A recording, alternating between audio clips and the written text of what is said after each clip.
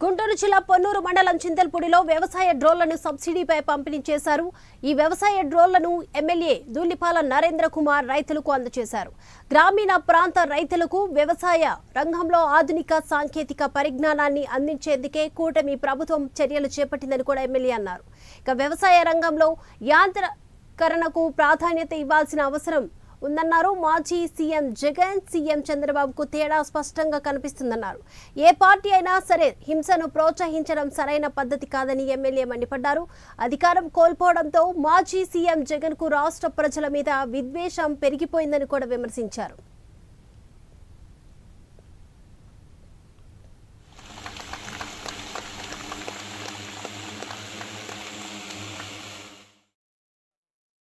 చెప్తుంది ఒక criminal attitude ఉన్న ముఖ్యమంత్రికి అలాగే ప్రోగ్రెసివ్ ముఖ్యమంత్రికి ఉన్న తేడా అనేది వారి పనితనాన్ని బట్టి వారి మాటలను బట్టి తెలుస్తుంది. మేము గ్రామాల్లో ఉన్న యువతను తీసుకొచ్చి రైతులను తీసుకొచ్చి గ్రూపులు ఏర్పాటు చేసి ఇటువంటి ఆధునికమైన పరికరాలు ఇస్తూ ఉంటే నిన్న మొన్న చూసాం సత్తెనపల్లి పర్యటన సందర్భంగా. ఎందుకంటే ఎవరైనా అంటే దానిలో ఎవరైనా ఏ పార్టీ అయినా సరే హింసని ప్రోత్సహించడం అనేది సరైన విధానం కాదు. కానీ ఇవాళ అధికారంలో ఉన్నప్పుడు నేను మొన్న కూడా చెప్పాను, ప్రభుత్వ ప్రేరేపిత ఉగ్రవాదాన్ని వ్యతిరేకించే వాళ్ళ మీద ప్రభుత్వాన్ని ఉపయోగించి పోలీసులను ఉపయోగించి ఏ విధంగా నాయకుల మీద కేసులు పెట్టారో అక్రమ నిర్బంధాలు చేశారో మనం చూడటం జరిగింది. వేల మంది కార్యకర్తల మీద నాయకుల మీద కేసులు పెట్టారు.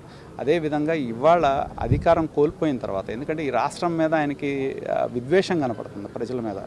ఏదో ఒక విధంగా తమ కార్యకర్తల్ని ఆ వైపు ఎందుకంటే ఎవరన్నా పెద్ద మనుషులు ఎవరన్నా ఉంటే అరే నువ్వు ఇది తప్పని చెప్పాలి, కానీ ఆ తప్పు చెప్పాల్సిన వ్యక్తులు ఏదో సినిమా డైలాగుల్లో అన్నట్టు మాట్లాడతామనేది చూస్తే ఇంకా ఆయనకి ఆ క్రిమినల్ యాటిట్యూడ్ ఉందనేది స్పష్టమవుతూ ఉంది. ఎందుకంటే ఎవడన్నా తప్పు చేస్తే చెప్తారు ఇది తప్పురా బాబు ఇది చేయకూడదు అని చెప్పి. ఆయన ఎట్లా ఉందంటే ఆయన మాటలు వాళ్ళ కార్యకర్తల్ని మీరు ఎదుటివాడిని చంపండి కొట్టండి ఏం పర్లేదనే ధోరణి ఏదైతే ఉందో అది ఒక వినాశనకరమైన ఆలోచన.